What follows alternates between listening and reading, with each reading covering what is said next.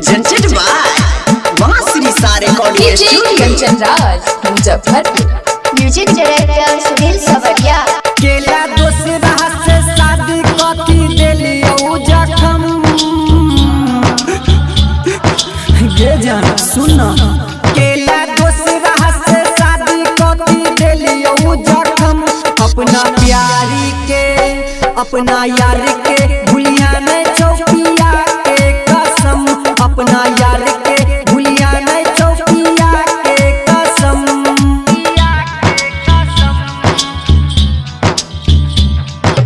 DJ Kanchan Raj Muzaffarpur. तुम सिर्फ मेरी हो और किसी की नहीं हो सकती। हम दोनों के बीच अगर कोई आया तो समझो वो मर गया।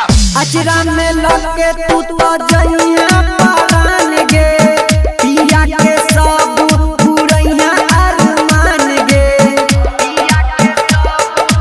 गे जान हाँ अचरा में लगे तू तो जइया परान गे पिया के सब पुरैया अरमान गे देलियो हम तोरा गे कथी जखम देलियो गई तोरा हम कथी जखम अपना प्यारी के अपना यार के भूलिया नहीं चौकिया के कसम अपना यार के भूलिया नहीं चौकिया के कसम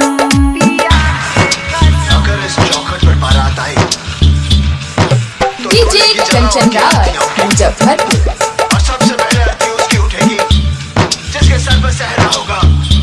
लाशें बिछा दूंगा लाशें। राइटर विद्यानंद कहै छौ आब गे नजर पर तो जहर खेबौ जान गे